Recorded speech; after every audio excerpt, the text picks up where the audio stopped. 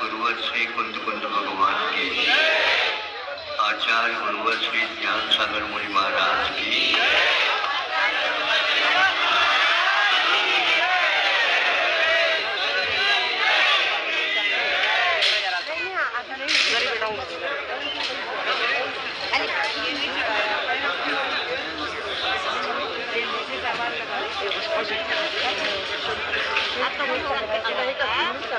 पुष्प की पहचान सामान्य रूप से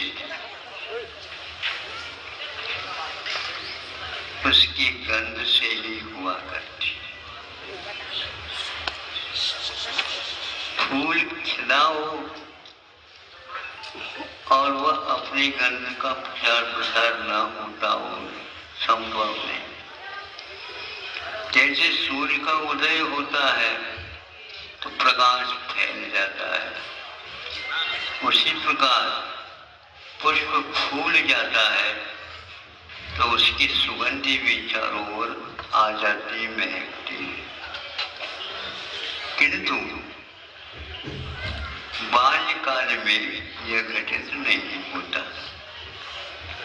बाल्यकाल का मतलब जब तक वह कली के रूप में है तब तक वह अपनी सुगंध का फैलाव नहीं कर सकता है। नहीं करते हुए भी जो खिलने को है उस अवस्था में भी हम पहचान नहीं पाते हैं। गुच्छे के गुच्छे फूल खुल रहे हैं, खिल रहे हैं तो उसकी गंध आ रही है। वहाँ पर 4-5 कलियां भी हैं तो हम उनको भी उसी के अंतर्गत ले लेते हैं। आप लोग फूल नहीं खिले इसमें कोई बाधा नहीं, लेकिन खिलने वालों के पास है ये भी कोई कम नहीं।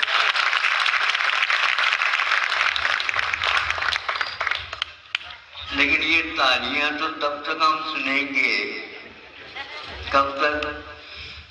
जब तक वो कली के रूप में रहते, और कली के बाद वह यदि अपने जीवन काल में खिलती नहीं है और खुलती नहीं है तो सोचना पड़ता है यह अनहोनी क्यों घटना घट रही है। सुगंध तो है, उसके बीच में शक्ति है, उसकी व्यक्ति अभिव्यक्ति यदि नहीं होती है तो सोचना पड़ेगा इसमें कली तक का जीवन रहता है, आगे का जीवन नहीं है। संसार में ऐसे भी कलियां हैं जो कभी खिल नहीं सकती, खुल नहीं सकती। उनकी सुगंधी फूट करके बाहर नहीं आ पाती। एक भव्य होता है और एक अभव्य होता है। बड़ा भीतर भीति उत्पन्न हो जाती है, ऐसा कौन सा इसने किया नहीं है। ये सब कुछ है उसका स्वाभाविक परिणाम। अभव्य किसी कर्म के उदय में उत्पन्न नहीं होता और भव्य किसी कर्म के योग से भव्य बना हो, ऐसा नहीं होता। ये दोनों विकल्प पारिणामिक भाव के अंतर्गत आ जाते हैं।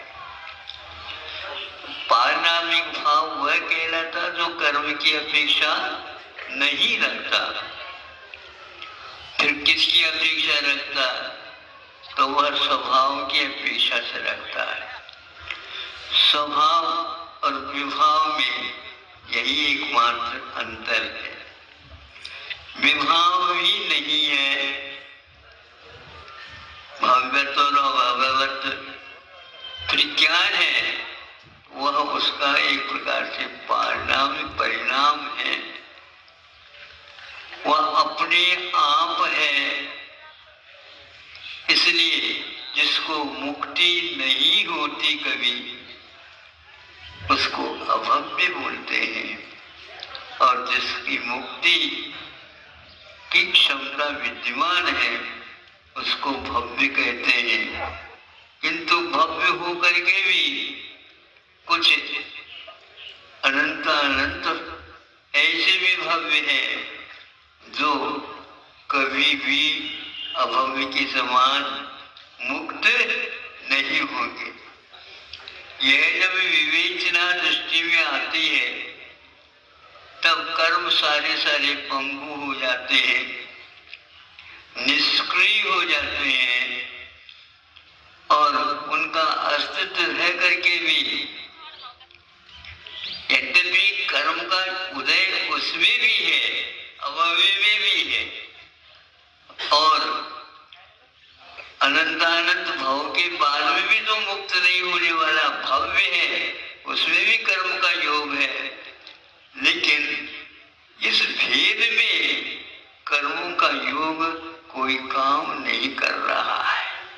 इसलिए ऐसा नहीं समझो मेरे इसके ऊपर क्या लिखा, कर्मों का लेखा नहीं लिखा, किंतु लेखा जोखा जो है ये भगवत और अभगवत के ऊपर आधारित।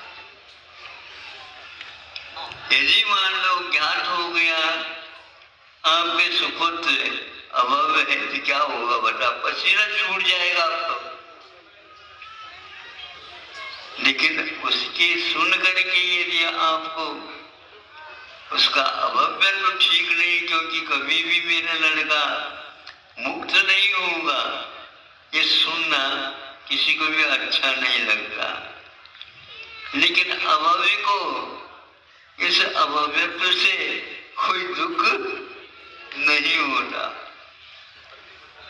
कई बच्चे विद्यार्थी जीवन में पढ़ते हैं, भेजा जाता है विद्यालय को और वह जाता है, स्वयं रुचि पूर्वक नहीं पढ़ता है। वो यदि मान लो विफल रह जाता, उत्तीर्ण नहीं होता, तो उसको कुछ उससे भीति और तरस या बुरापन कुछ नहीं लगता। ठीक है, घर वालों ने भेजा था विद्यालय के लिए तो वो आ गया, परीक्षा बैठा और विफल और सफल से क्या मतलब है, पढ़ा लिखा तो हूँ मैं भी, समझे, पढ़ा लिखा तो हूँ मैं, आप भी पढ़े लिखे, अंतर इतना ही है, आप मान रहे हैं कि मैं सफल हूँ और मैं विफल हूँ, मैं मानूं तभी तो मुझे दुख होगा। ऐसे भी व्यक्ति रहते हैं, तो इसके बारे में भी सोचता हूँ इनका क्या होगा, मैं इनके बारे में कुछ कर नहीं सकता। समझो, हाँ ये बहुत महत्वपूर्ण है। मैं इसके बारे में कुछ कर नहीं सकता है तो मेरा रहना बेकार है, ऐसा भी सोचता है भव्य, क्योंकि उसको अच्छा नहीं लगता है मैं तो मुक्त हो जाऊं, मेरा मित्र मुक्त न होगा तो मुझे अच्छा नहीं लगेगा। कहाँ नहीं लगेगा, मुक्ति में भी अच्छा नहीं लगेगा। लेकिन यह संसार दशा में जो राग है, आत्मीयता है, और कुछ दूसरे को भी मैं सहयोगी बनूं और कुछ कर सकूं, ये भाव एक प्रकार से भव्य के और निकट भव्य में हुआ करता है। भव्य होकर के ऐसा नहीं कि मेरा भी काम हो गया, ऐसा नहीं सोचता वो, किंतु दुनिया का क्या होगा, इतना दुख तो भोग लिया इसने, संसारी प्राणी ने, अनंत काल तक और भोगेगा।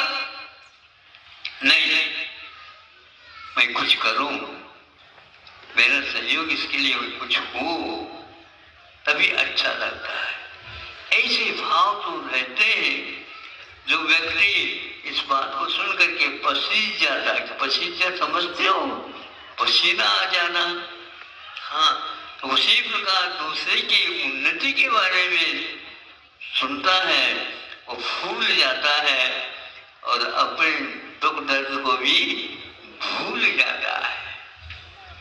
जो व्यक्ति पर के लिए भी इस प्रकार हमेशा सोचता है, तो भव्य तो है निकटवय हो करके, जिसके लिए तीर्थंकरादिक प्रकृति के बंद सहज हो जाता, सहज, जैसे भव्य तो सहज है, उसी प्रकार तीर्थंकर प्रकृति भी अभिप्राय पूर्वक, बुद्धि पूर्वक बांधने का भी कोई अभिप्राय कर ले तो मैं पे खड़ा हो जाऊंगा, लेकिन ऐसा होता नहीं है। वो सहज रूप से होता रहता है हमेशा। यह सहज रूप से जो होता है, कर्म सापेक्ष होकर के भी भाव सापेक्ष होते, ऐसा कहा गया। इसलिए इसको उपादान भावना, भावना या स्थूलाकार भावना या जगत हित के बारे में वह भावना, इसको परोपकार की क्षेमम सर्व प्रजा नाम, सभी प्रजा का हित हो, उसमें मेरा हित हो ऐसा नहीं, किंतु सभी का हित हो, तो सभी में तो हम भी तो आ गए, नहीं समझे? हाँ, कि आप तुम तो हम इस प्रकार बोलेंगे तो सब नहीं आते, किंतु सामान्य लिंग में जब हम परिभाषित करते हैं किसी को, तो वह सब में व्यापक होकर के आ जाता है। इसी का नाम व्यापक होता है। व्यापक का अर्थ फैल करके रहना, तो सब में रह जाना।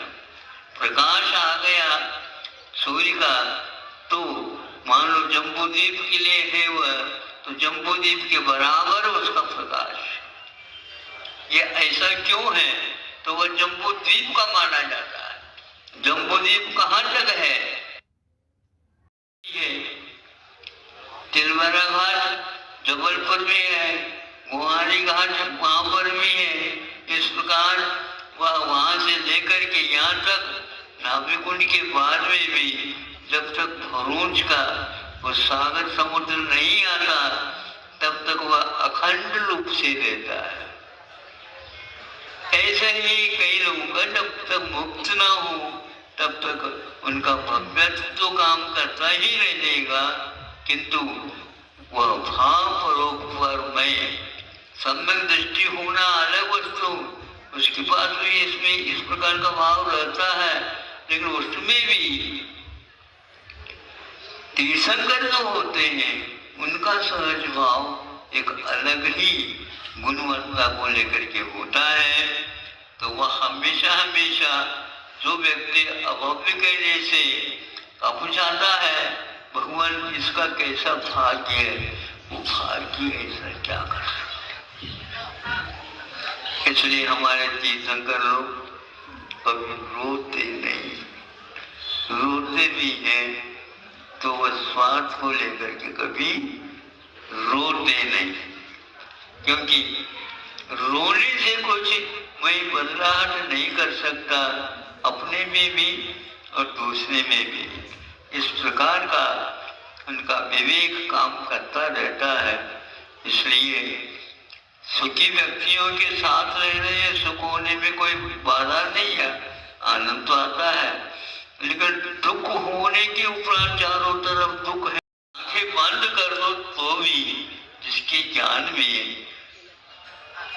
चराचर पूरा पूरा जगत प्रतिबिंबित होता रहता है, लेकिन फिर भी हंसी खुशी की बात नहीं और न ही रुग्णता की बात है। ये कैसा भाव होगा, इसी को बोलते हैं स्वभाव है। बंधु, पुण्य और पाप तो ठीक है, ये कर्म सापेक्ष हो गए, लेकिन अपने स्वभाव के बारे में जब चिंतन करते हैं, मुख्य रूप से मैं भव्य यदि हूँ तो क्यों हूँ, तो ये किसी वजह से नहीं हूँ, बस हूँ। इसी प्रकार अनंतानंद जो जीव अभव्य भी है और भव्य भी है, इसके बाद में भी कहा जाता भव्य हो करके भी वह पकेगा नहीं, परिपक्व नहीं होगा।